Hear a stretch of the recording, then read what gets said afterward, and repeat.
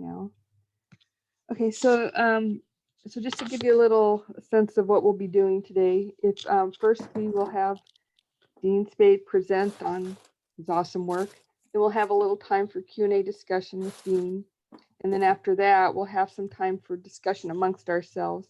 So we can have breakout groups to talk about the work. And if you didn't read the book, it's okay too, because Dean's going to explain the key arguments and we can just discuss the arguments as presented as well.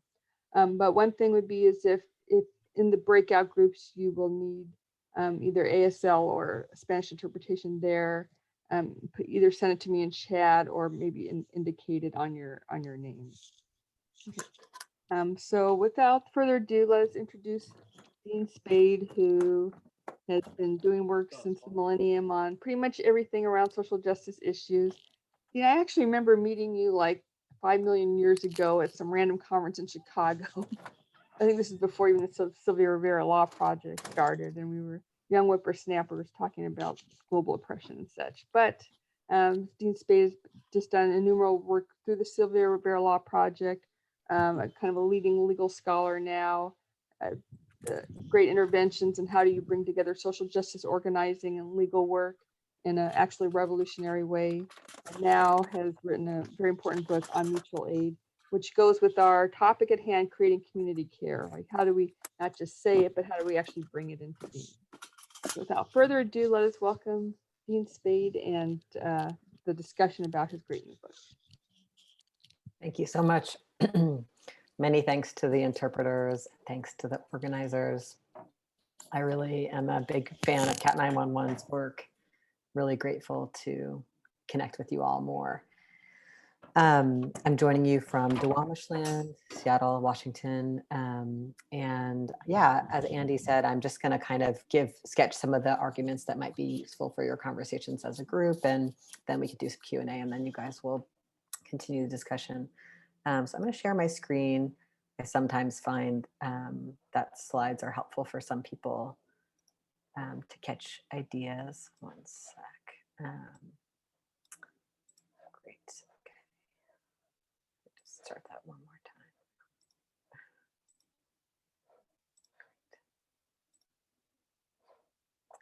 So hopefully everyone's seeing that.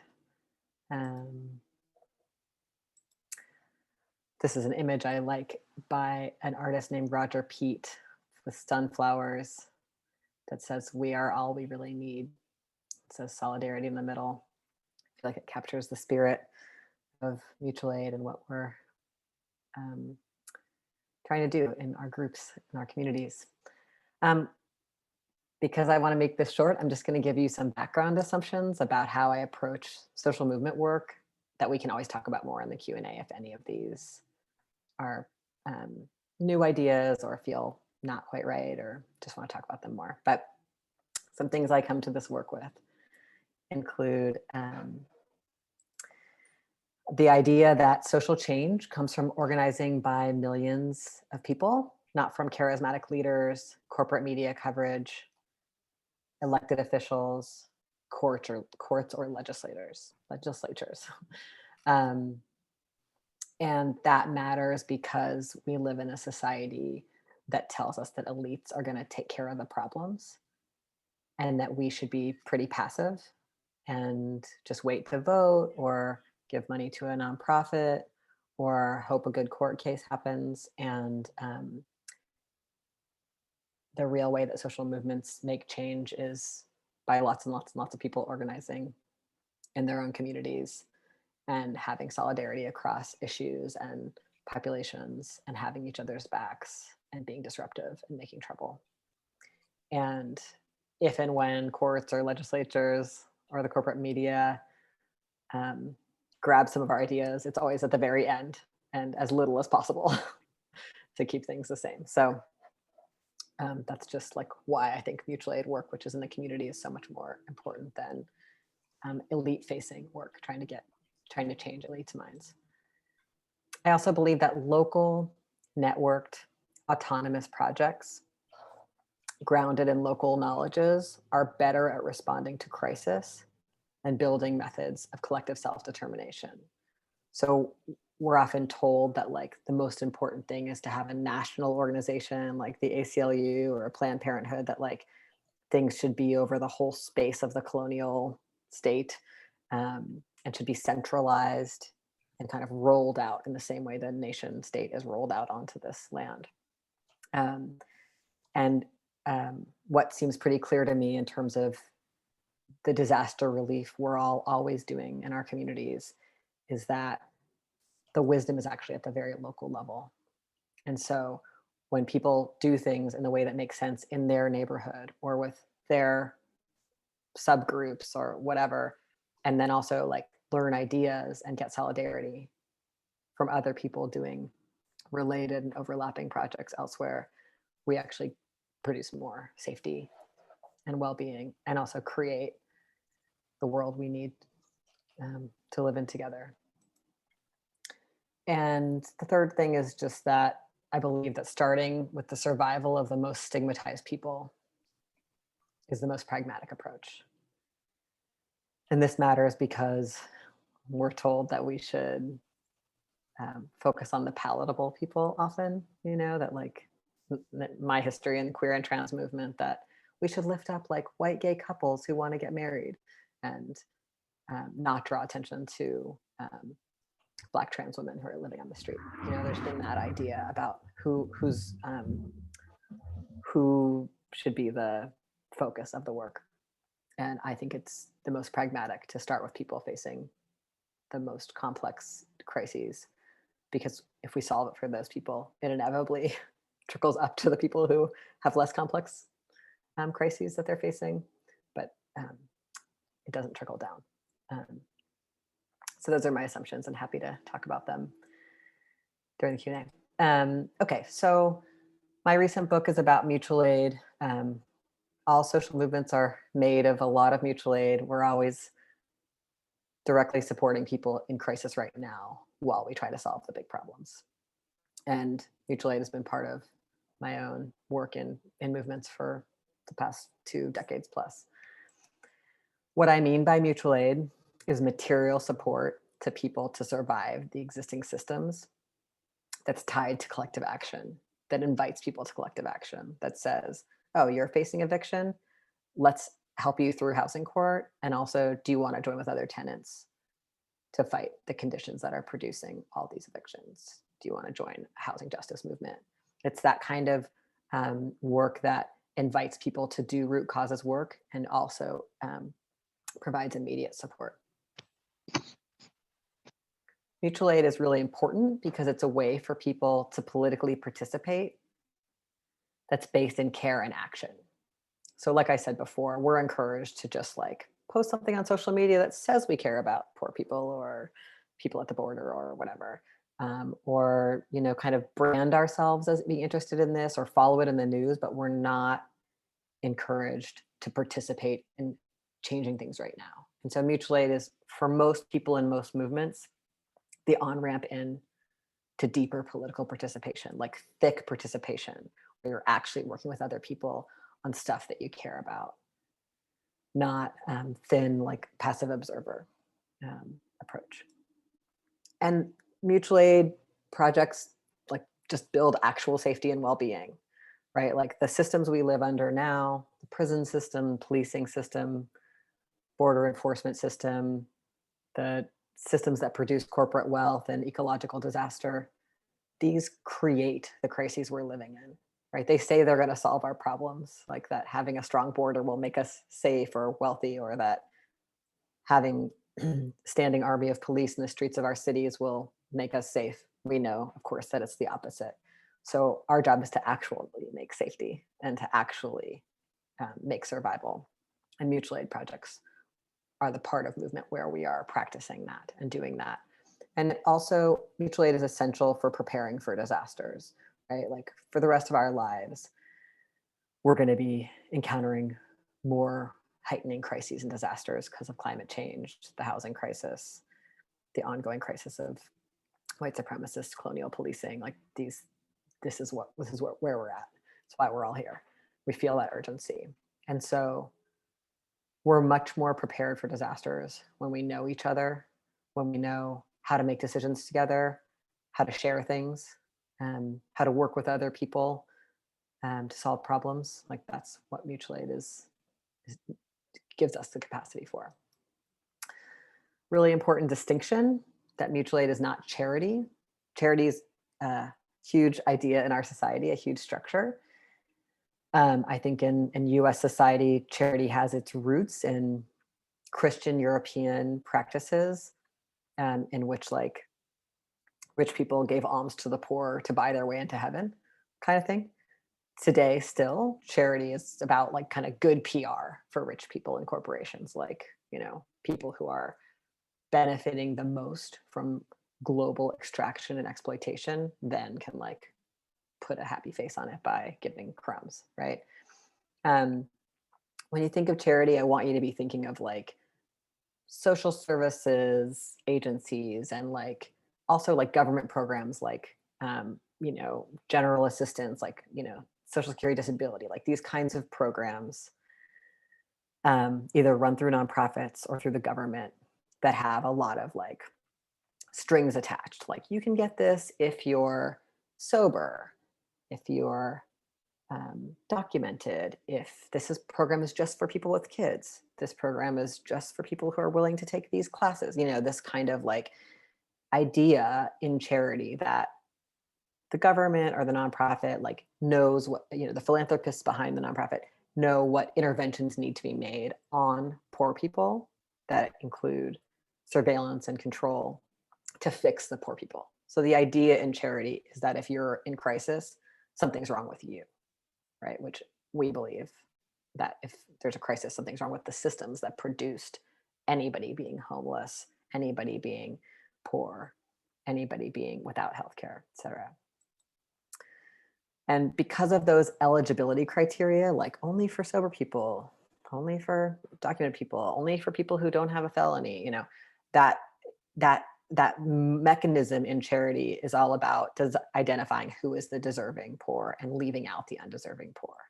So suggesting that like further stigmatization of the same people who always get stigmatized, people who do sex work, people who use drugs, people with psych disabilities who won't accept the surveillance and treatment required by the government, you know, et cetera, et cetera. And in general, charity is about like individual services, like giving out these crumbs, but with no root causes framework. So, you know, giving out, you know, little bits of help or support to some people who qualify with no aim to actually like end poverty or, you know, drastically transform the situation we're in. So mutual aid is the reverse of this, right? It's, oh, I don't know. It's actually like tying in direct support to collective action, right? Mutual aid is a part of broader social movements for transformative change. A couple of mutual aid examples, I want to give several, just to like paint a bigger picture, since probably all of you are involved in some kind of mutual aid work, but I think it's helpful to think expansively about what counts as mutual aid. Every time I make this slide, I like change what's on it, and then I like am so sad that I can't fit more things on it, but it's probably better that I not go on and on. One project that I always keep on the slide because it's so powerful to me is the Oakland Power Projects. It's an abolitionist project based in Oakland that came out of people seeing again and again that when people are having health emergencies and they call 911, the police show up, particularly in Black communities, and hurt people, right? The police come with the ambulance. And so the Oakland Power Projects decided to train people to do emergency medical response in 3 areas: acute medical needs like gunshot wounds, chronic medical needs like diabetes, and mental health support from people who are in crisis. So that people wouldn't have to call 911 and have the cops show up with it. So it's super pragmatic, like we need a way through this right now that's not so dangerous to the people in our communities. And it's building the capacity of people to take care of themselves in a collective way. So I think it's a really powerful mutual aid project. It meets an immediate need. It's based in this big critique of the policing system and the medical system and how they're tied together. And it's creating the new world that we need. That also means that people who are living in communities where more people have this training are better prepared for every kind of eventuality, every kind of disaster. I've been really moved, when the Freddie Gray uprising happened in Baltimore, one of the things that came out of that was this jail support project where people started a project to hang out outside the jail and greet anyone who is released and offer them some basic support like rides, chance to make a phone call, maybe some food or clothing, like helping people not just get released and then immediately rearrested because they're like in some weird part of town, far from their family, no money in their pocket or whatever. So to me, like that's like really amazing mutual aid. It's like you don't have to be anyone certain. You don't have to be like, well, wait, what were you charged with? Or do you have this identity? It's just like if you walked out of this jail, we've got these things to offer you. Again, an all volunteer-based project. Maybe some of you are familiar. There's a lot of prison letter writing projects around the US focused on, and beyond, focused on supporting people in prisons who, of course, the state has heavily isolated. Black and Pink is one really important example of that. This org has chapters in many different places around the country. And people are writing specifically through Black and Pink to queer and trans prisoners who tend to be very isolated, not have family support, be targeted for violence and medical neglect inside prisons. So again, it's immediate survival relief, and Black and Pink is an abolitionist organization with a vision for ending imprisonment of all people and helping to get queer and trans people and all people out of prison. I could say more about the ways that one thing to know is that like Black and Pink's very on the ground, deep relationships with so many queer and trans people in prison has meant that over the last decade plus, Black and Pink has had the sharpest analysis about prison policies related to queer and trans people because their analysis is coming from people experiencing imprisonment conditions. I think that's part of the reason mutual aid is so important to social movements, is because people doing mutual aid work tend to have very pragmatic information about how things are playing out. And can push back against bad ideas coming from legal organizations or policy organizations with like supposed fixes. Street medics really been visible in the last year, especially with so many people in the streets protesting. Street medics are a really important kind of mutual aid that helps us be able to stay in the streets because we have support from people who are on our side to deal with things like tear gas and other injuries from policing.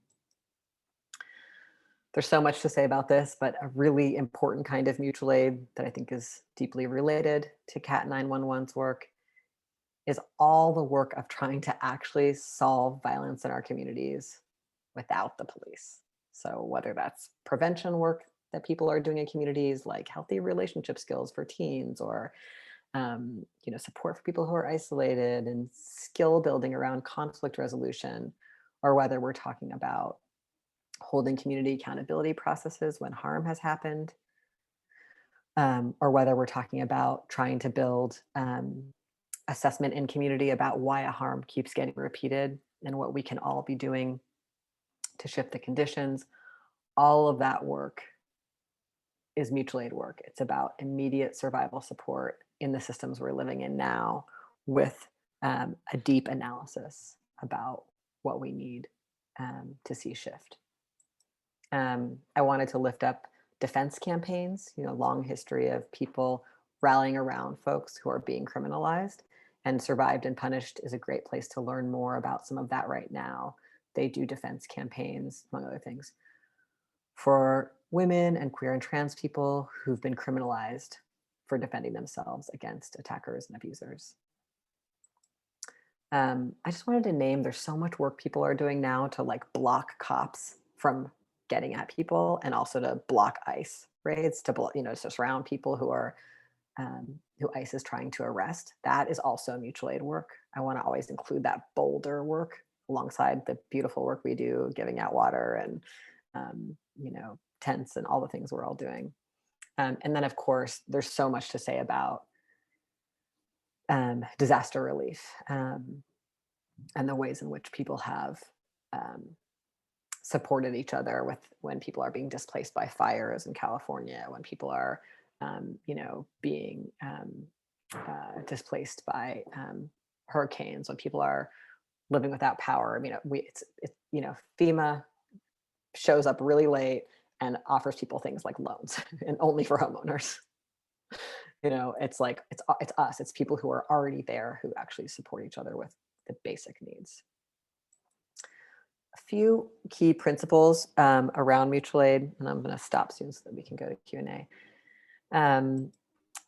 Obviously, as I said, fundamental principle of mutual aid is that the system, not the people suffering under it, is what creates poverty, crisis, and vulnerability.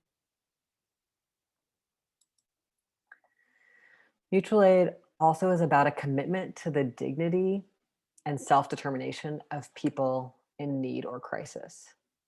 So charity tries to intervene upon people and tell them what they need to become like morally sound or something, as if crisis is a moral issue. Mutual aid says those people actually know the most about these conditions and what they need. People engaged in mutual aid work make a long-term commitment. It's not like, I'm going to once a year volunteer at the soup kitchen on Thanksgiving. Like, that's the kind of passive role that the system wants us in.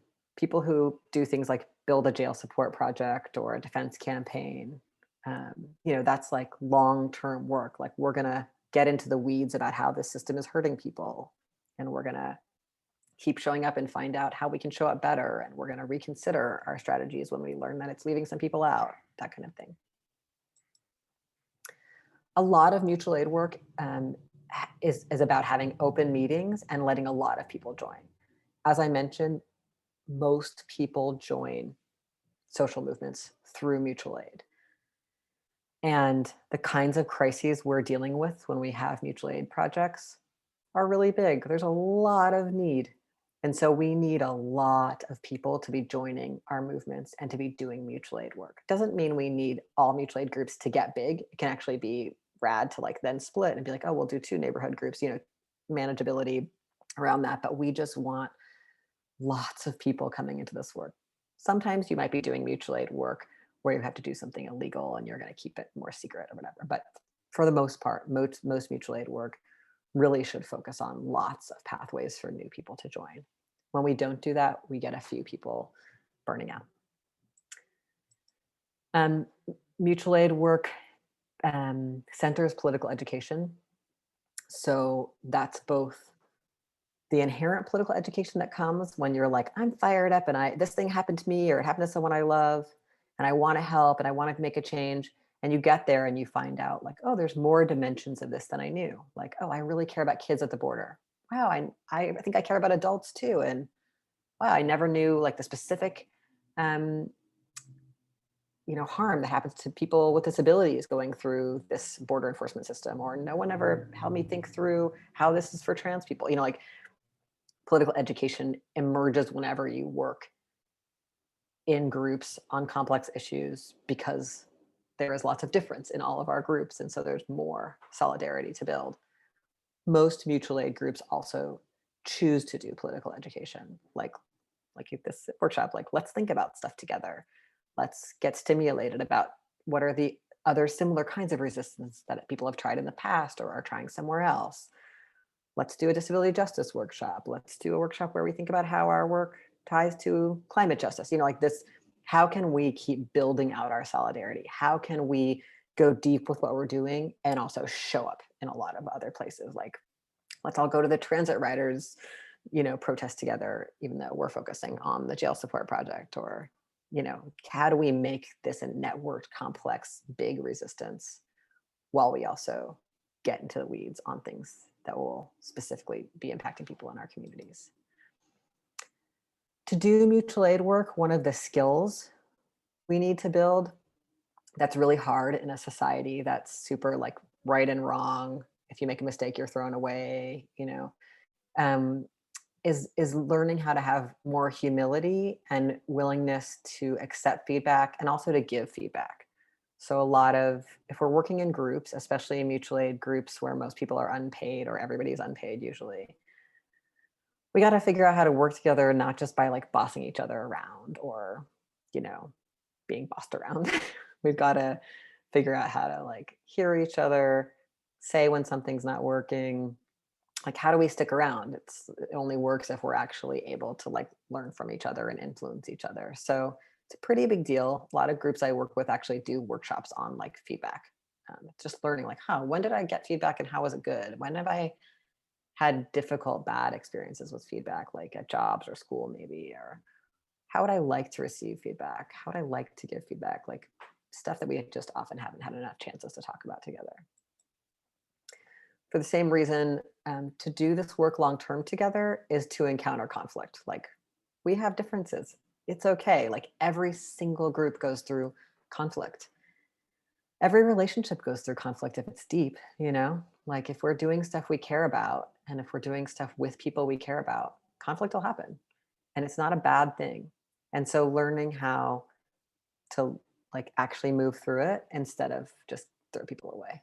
Um, it's a big deal. Luckily, there's a lot of good resources these days. I can put some in the chat later for learning more about this stuff. Maybe people want to put things in the chat now.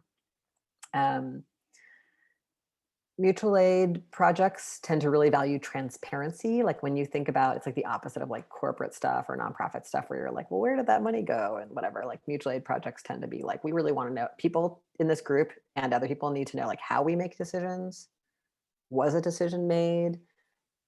Like just really making sure that everybody knows what's going on and building that skill.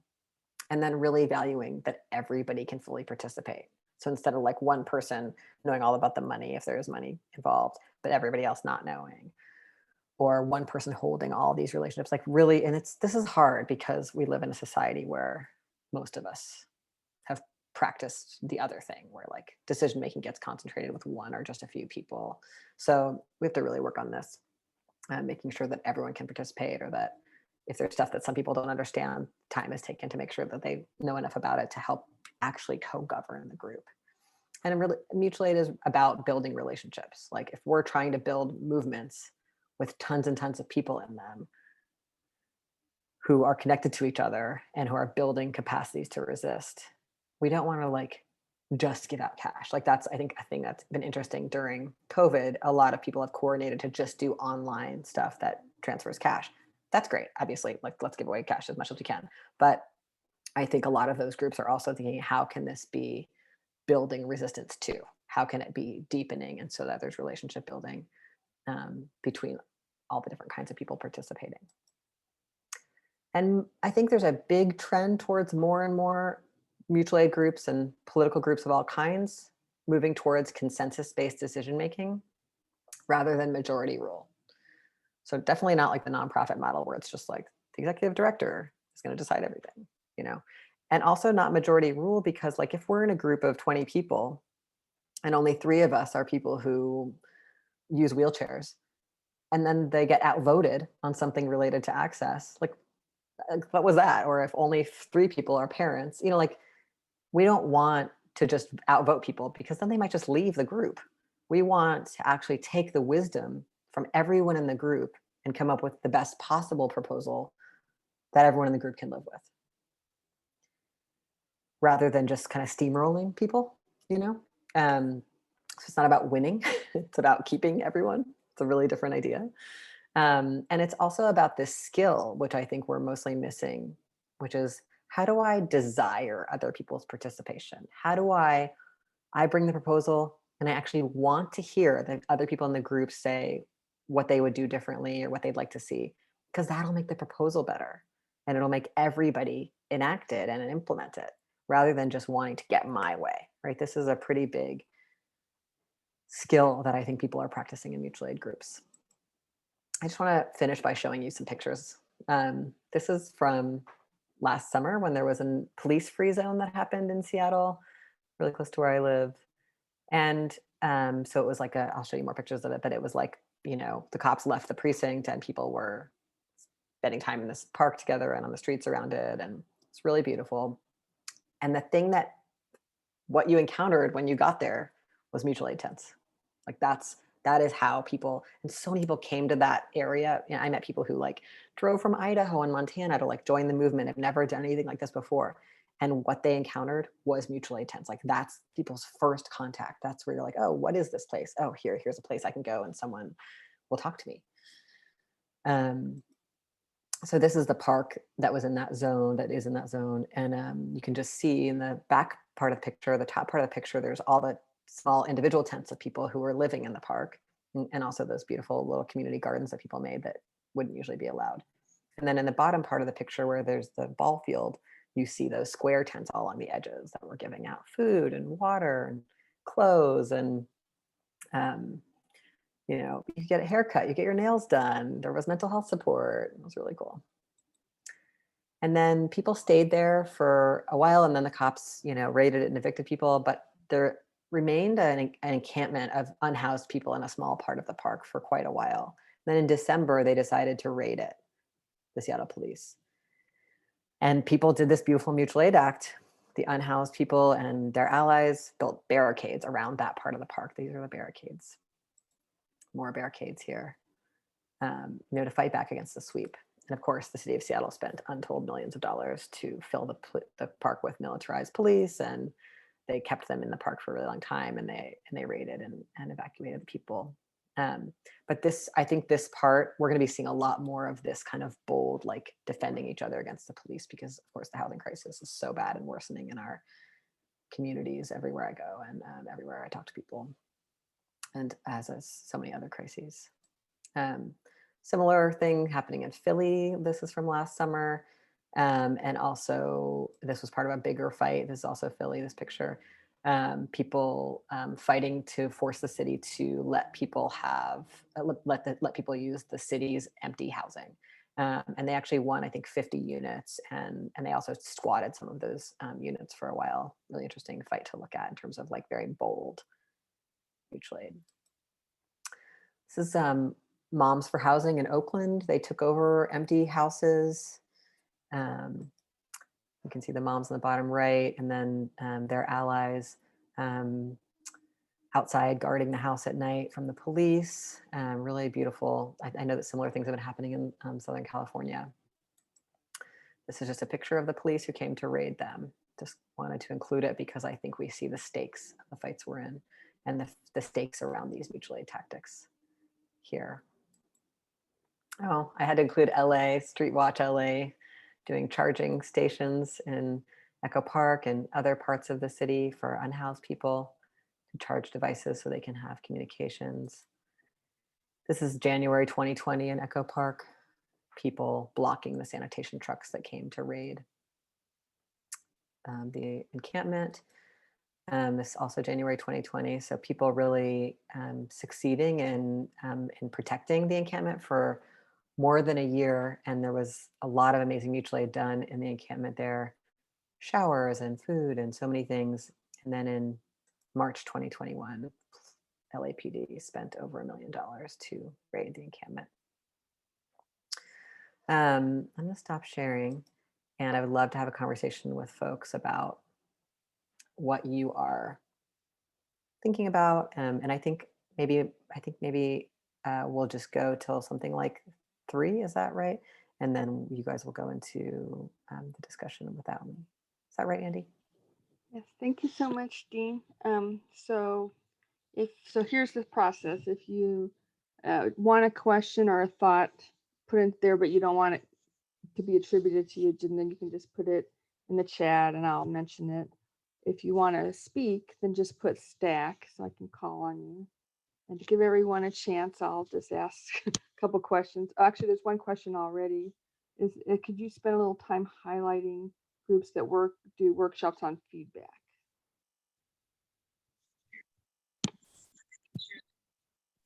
Totally. I actually don't know what groups are doing that. I've helped some groups do that, like create, and I can maybe give you all some slides that I've made around things like that. Like, I've just been kind of making up workshops, and like at different times I've gotten people have sent me cool handouts around feedback. Another one is around capacity. I've been doing more workshops with mutual aid groups that are having conflict around capacity, where it feels like some people are flaking, or some people feel like they're taking on too much, or they feel overwhelmed by how much the group is taking on.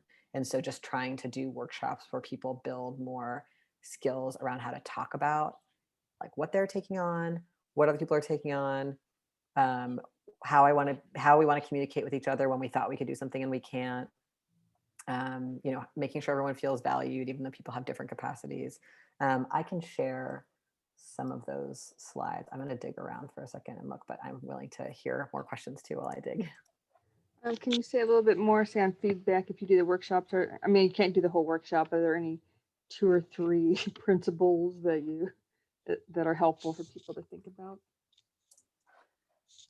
Yeah, I think that one big thing is like some of my workshops are like, you know, ideas are like, you know, let's talk together about um, that defensiveness that most of us have. So like really exploring that, like what comes up, like when someone says to me like, Dean, the way you said that, you know, missed this, or it hurt me, or I think you whatever, you know, some kind of feedback, like um can I like just become more aware of those feelings instead of having to act them all out? Can I, what do I need? Like having people do their own kind of safety and support planning. So like if I'm engaging with someone in my group and they say, Dean, these things that you're doing has this impact on me, can I both stay present enough to listen to them and be non-defensive, and then also go get support like from other friends and stuff if I need, like if I feel like, oh, I'm really shaken by that, like can I not need this person to make me feel better right now who just gave me the feedback? Can I not criticize how it was delivered? So if somebody's like yelling at me about something, can I just be like, that's what they needed to do? And can I search for the grains of wisdom in what they're sharing? Like that's a big skill. And especially if there's a power imbalance, like if I'm white and they're a person of color, or I'm older than them, or I've been in the movement longer, or the group longer, like just can I look for power dynamics that might especially remind me to be non-defensive? Um, and also in terms of giving feedback, one thing I've used some is like that framework, nonviolent communication. So if I want to say like, um, if I want to share that someone has done something that's had an impact on me, there's a few things to that. I can ask if now is a good time. That's a really great thing to like ask for consent to have the interaction. I also might say, I'd like to share this with you, and then I'd like you to think about it and not respond right now. If I want to like set up what my request is, because maybe that's better in terms of then them not like spinning out defensively right then. Um, I can also the idea in nonviolent communication is that I would share what I observed, like you didn't complete the tasks that we agreed to at the end of the meeting, and then what it made me feel like, which is I felt um, scared that we might not finish and then it might fall on me or something.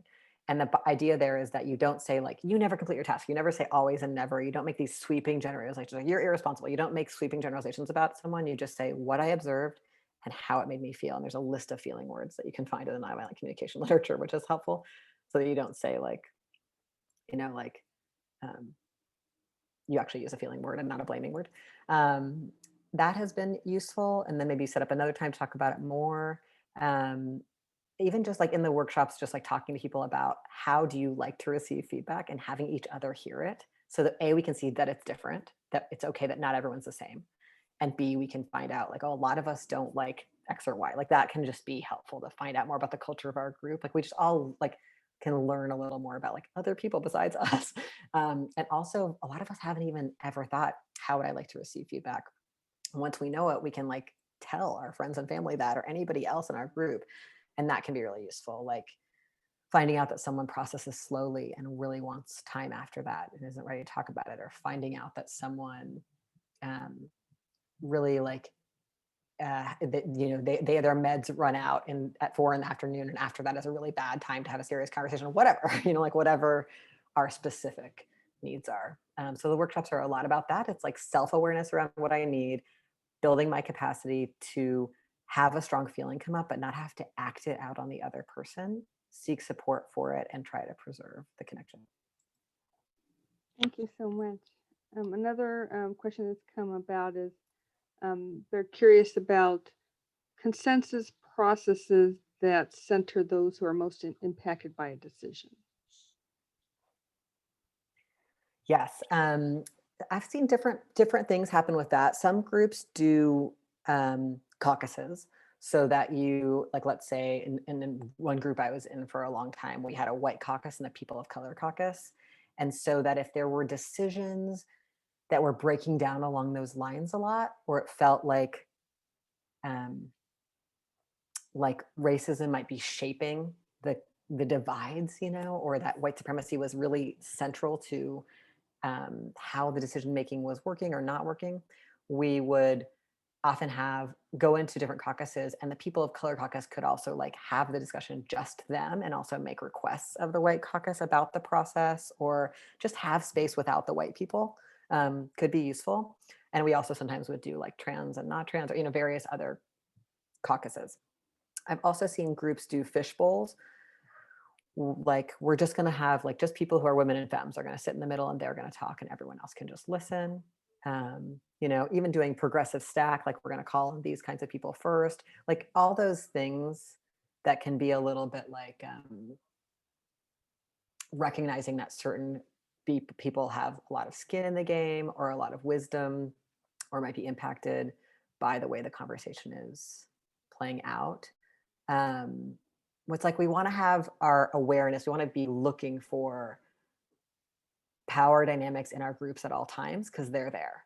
And so we want to be like, oh, it's playing out, like, oh, like the two people who founded this group are like dominating this thing or whatever. And like, so, and then we were just like, oh, well, how can we do the facilitation differently?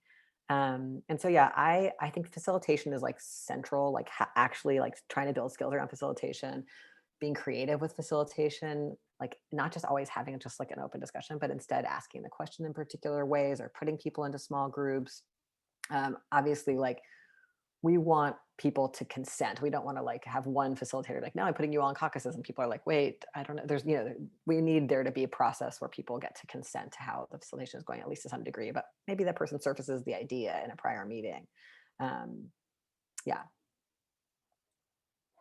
Just a reminder, everyone, if you'd like to speak or put stack in the chat, or if you have another thought, please add them. I see a stack. Misha, would you like to? Yeah, thank you. Thank you so much, Dean, for being here, and for everyone who organized it. I guess it's not a super formulated question per se, but I'm always curious on folks' perspective of mutual aid, and if it does touch, or how it intersects with like nonprofit direct service work. And I ask it selfishly because I'm in the service field. And have like my own tensions there. So maybe it's really a question, or like guidance, or if you've spoken to other folks in service field working in the nonprofit complex who have values of mutual aid, how to really balance that, or bring those kind of values into that structure, or create meaningful coalitions with mutual aid organizations. Yeah.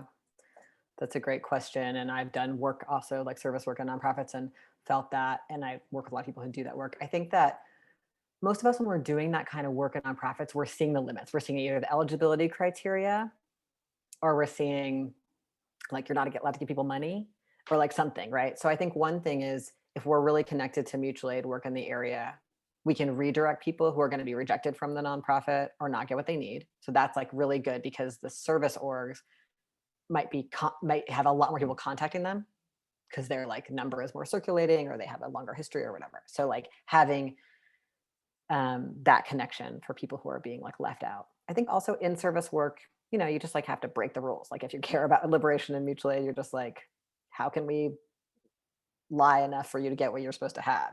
How can we make your application work? So that is like any work in any institution. It's like, don't get caught, but like absolutely, help people break the rules to survive. And I think that's an appropriate role in those orgs, just knowing their limits. They are, and didn't say this, but fundamentally, like, if we're doing work that is funded by the government or by rich people through philanthropy, it's definitely not going to solve our problems.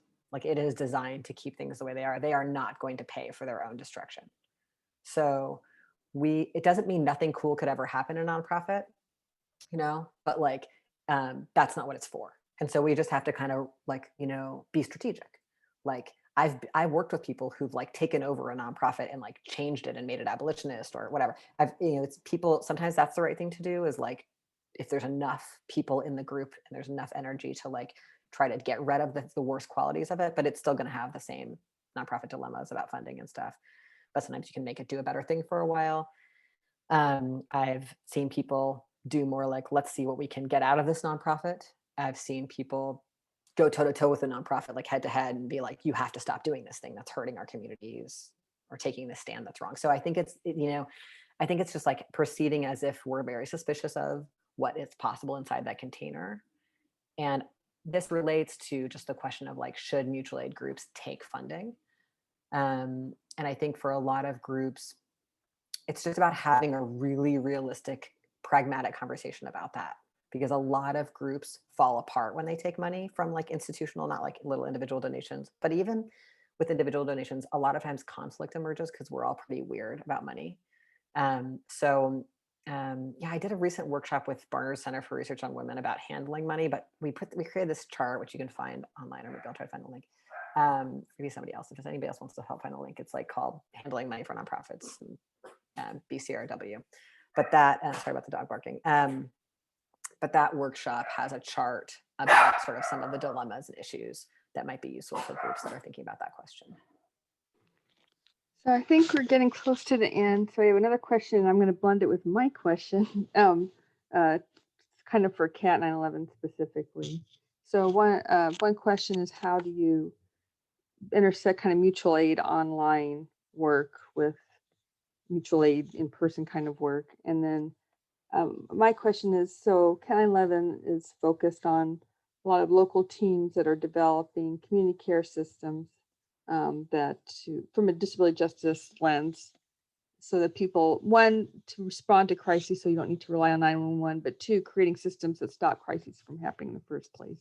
So it's a lot of hard work kind of building from scratch. So for groups starting their own mutual aid, any kind of tips, and so what's so helpful about your book is just a lot of practical information, but anything you would highlight as things for people to think about when they're just starting groups?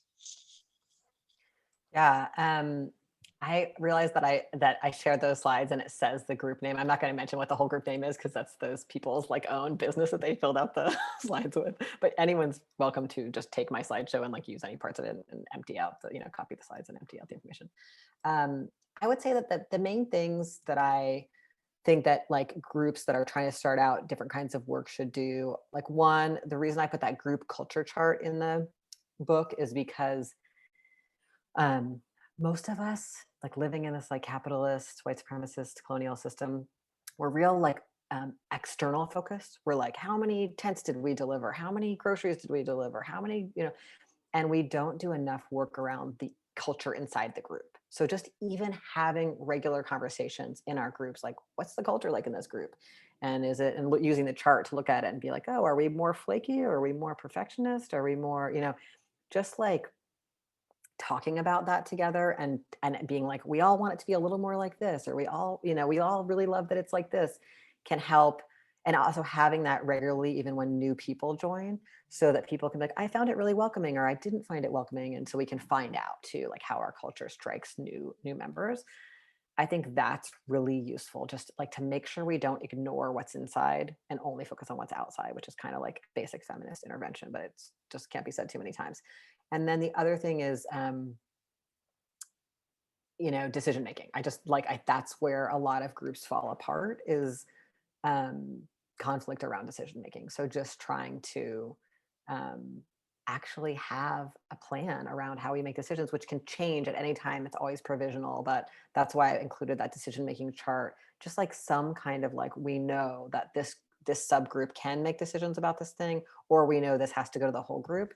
it makes it a lot more efficient if you know, like, it's totally fine for the group that's working on the hotline to make decisions about the hotline like this, but if they're going to like add a new day to the hotline or take days away, that's something the whole group wants to talk about or something like that, so that we can just like all know that we can work in our own little bits of the work, but we also all are like collectively holding and like stewarding the whole work. And I think that that there's often conflict that falls apart around that. Like I'm working with a lot of groups where subgroups have gotten really siloed, and that can create like, well, we didn't know you were doing that, and you're doing that in the name of all of us, and so I think that's a pretty big, those are pretty big like hot spots. Well, thank you so much, Dean, for joining us. So everyone, we're going to start soon our small breakout groups. So this will just be an informal time. They're not moderated or anything, but a time to talk about issues that are going on with your mutual aid groups. What are the challenges that you're facing? What learning from others? What are some ways that we can kind of do this work? Anything that you would like to discuss. So we'll have about 15 minutes for each group, and then we can kind of come back and briefly report back or discuss anything that came from the small groups. Otherwise, thank you, Dean. Moments of confusion, anything you wanted to share with the group from your small group discussions, or anything else that came from Dean's presentation. And feel free to just jump in and speak if you'd like to. Otherwise, if you want to put in the chat, I can just add it to the discussion.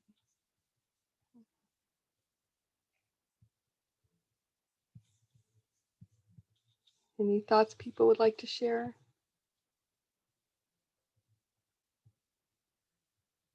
I have one that's a little, oh, sorry, did I speak over someone? Nope, go ahead. It was great to talk to DQ and Harod in our small group. And just one thing that I wanted to mention that came up for me today is I realized I would really love to hear if there's people in other cities. I'm in Pittsburgh and organize there. I would love to hear like about like conflict decision making and some of the feedback stuff that Dean covered today, and how like y'all like are or aren't doing those things. So I just wanted to offer that if anyone wants to talk to comrades in other cities, and like I'm so curious about also the regional and like specific aspect of our respective places that we're at. I'm going to put my email and stuff in the chat, and I would so love to hear from people who are like kind of doing these conversations and engagement in their crews. So thank you so much for organizing this. That's something trying to think that would be helpful to have we could set up a little listserv discussion or something, or if anyone's interested in that particular topic. It doesn't have to go on forever, but I could make that as an option for everyone who registered, and say if you're particularly interested, let me know, and that way I could connect people who want to have that discussion. Would that be helpful? Okay, will do. Any other thoughts, desires, questions, complaints, anything else you would like to share with the group?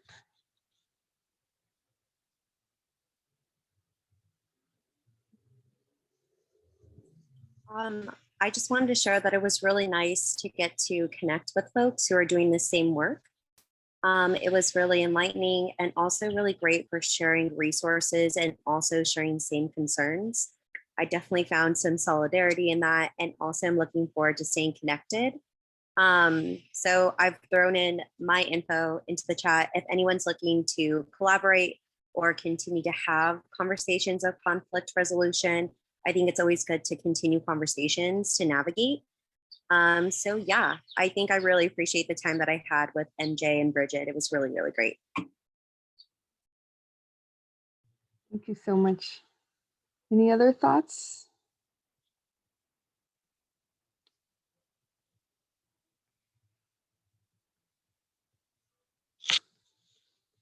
If not, I'll just do a little closing, but if you think of a thought at the end, just jump in too. So it gives you a minute to collect your thoughts. But thank you all for joining with CAT-911.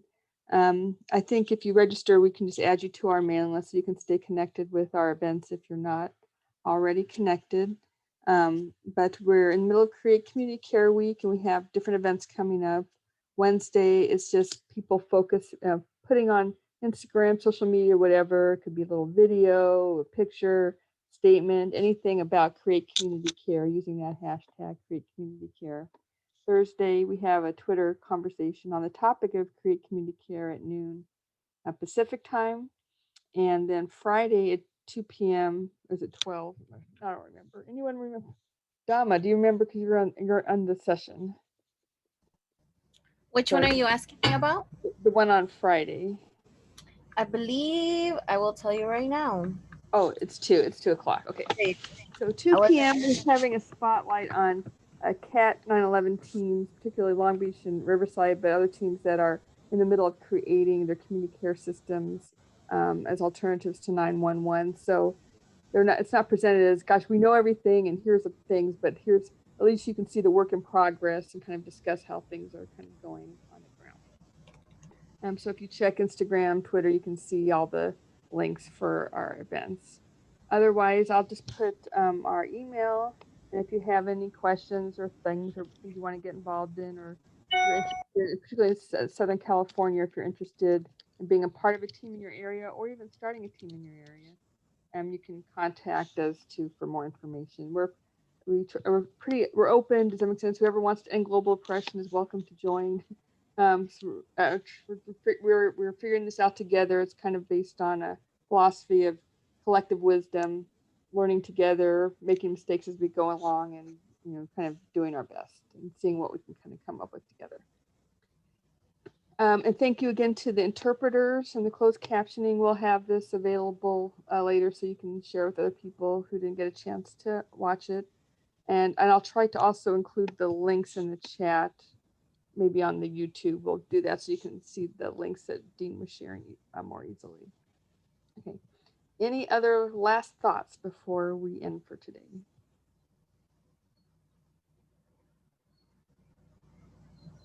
I bombarded the chat with the slides for the upcoming events so y'all can look at it. Make sure you join, share widely, tag us, tag each other, tag an organization, collective, like-minded individuals you think will be interested. We really want to make sure we're reaching far and wide, so don't limit yourself. Show up. We're here. Thank you, Dama, for doing that. Dama is the Instagram meme wizard and everything else. So any Shout out other who helps. any other thoughts or things people would like to share?